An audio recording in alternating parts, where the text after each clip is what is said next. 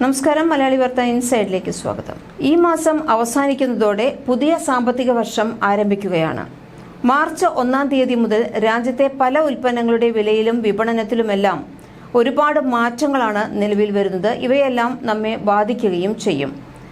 Auto ഓപ്പറേറ്റർമാർ fair മീറ്ററുകൾ ഉപയോഗിക്കുന്നുണ്ട് എന്ന് ഉറപ്പാക്കുന്നതിനുള്ള പരിശോധനകൾ മാർച്ച് 1 മുതൽ പുനരാരംഭിക്കുമെന്ന് മോട്ടോർ വാഹന വകുപ്പിലെയും ലീഗൽ മെട്രോളജി വകുപ്പിലെയും ഉദ്യോഗസ്ഥർ അറിയിച്ചിട്ടുണ്ട്.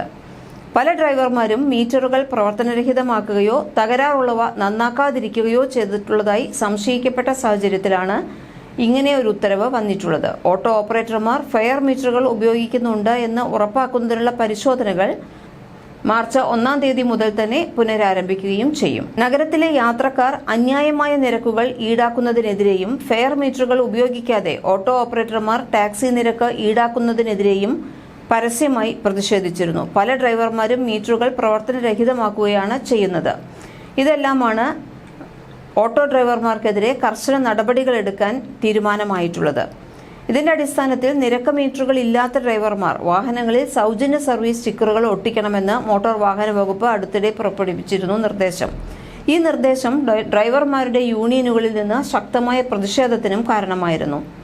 അടുത്തതായി ഈ വർഷം ബാങ്കുകൾ 14 ദിവസത്തേക്ക് അടച്ചിരിക്കും എന്നുള്ളതാണ് അറിയേണ്ടത്. അടുത്ത മാസം, അതായത് മാർച്ചിൽ നിങ്ങൾക്ക് ബാങ്കുകളുമായി ബന്ധപ്പെട്ട എന്തെങ്കിലും ജോലി ഉണ്ടെങ്കിൽ RBI ബാങ്ക് അവധിക്കാല പട്ടിക പരിശോധിച്ചതിനു ശേഷം മാത്രമേ മറ്റ് പരിപാടികൾ നിശ്ചയിക്കാനാകുകയുള്ളൂ. വാസ്തവത്തിൽ RBI ബാങ്ക് അവധിക്കാല പട്ടിക അനുസരിച്ച് ഈ മാസം 14 ദിവസം ബാങ്കുകൾ അടച്ചിരിക്കും.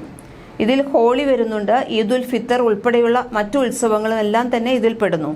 2-ാമത്തെയും 4-ാമത്തെയും ശനിയാഴ്ചകൾ ഉൾപ്പെടെയുള്ള ഞായറാഴ്ചകളിലെ ആഴ്ചതോറുമുള്ള അവധി ദിനങ്ങളും ഉൾപ്പെടുന്നുണ്ട്.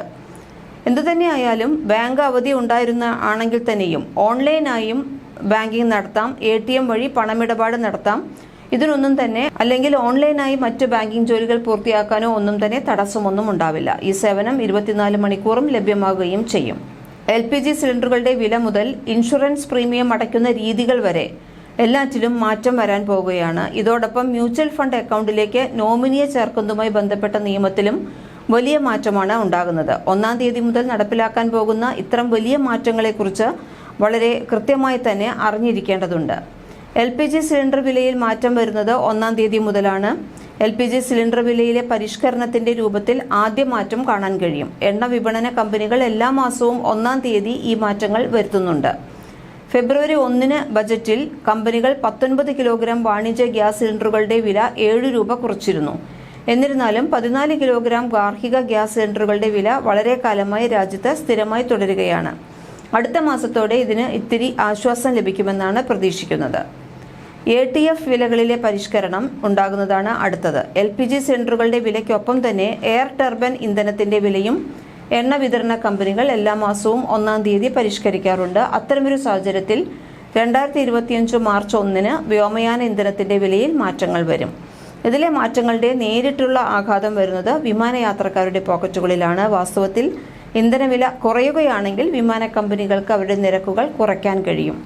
നേരെ മറിച്ച് വില ഉയർന്നാൽ ഇവ വർദ്ധിപ്പിക്കുകയും വേണ്ടിവരും. PIയുമായി ബന്ധപ്പെട്ട മാറ്റമാണ് അടുത്തത്. അടുത്ത മാസം ഇൻഷുറൻസ് പ്രീമിയം പേയ്മെന്റ് സംവിധാനവുമായി ബന്ധപ്പെട്ടതാണ്. 2025 മാർച്ച് 1 മുതൽ ഏകീകൃത പേയ്മെന്റ് ഇന്റർഫേസിൽ ഒരു മാറ്റം വരാൻ പോകുന്നു എന്നതും നിങ്ങൾ അറിഞ്ഞിരിക്കേണ്ടതാണ്. ഇൻഷുറൻസ് പ്രീമിയം അടയ്ക്കൽ കൂടുതൽ എളുപ്പമാക്കും ഇത്.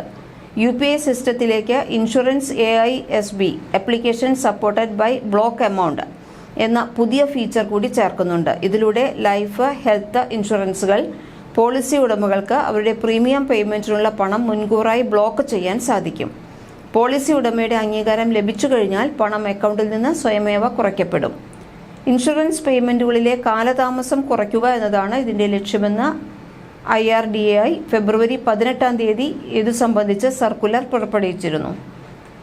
വേറൊന്ന് മ്യൂച്വൽ ഫണ്ട് അക്കൗണ്ടിലെ 10 നോമിനികളെ കുറിച്ചാണ്. 1 തീയതി മുതൽ മ്യൂച്വൽ ഫണ്ട് ഡിമാറ്റ് അക്കൗണ്ടുകളിൽ നോമിനിയെ ചേർക്കുന്നതുമായി ബന്ധപ്പെട്ട നിയമങ്ങളിൽ മാറ്റം വരുന്നു.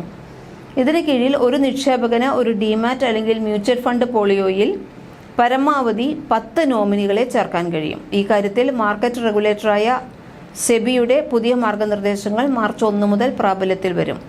അവകാശപ്പെടാത്ത ആസ്തികൾ കുറയ്ക്കുകയും മികച്ച നിക്ഷേപ മാനേജ്മെന്റ് ഉറപ്പാക്കുകയും ചെയ്യുക എന്നതാണ് ഈ മാറ്റത്തിന്റെ ലക്ഷ്യം. ഇതിനായി നോമിനിയുടെ ഫോൺ നമ്പർ, ഇമെയിൽ വിലാസം, Aadhaar number, PAN number, driving licence number തുടങ്ങിയ പൂർണ്ണ വിവരങ്ങൾ ആവശ്യമാണ്.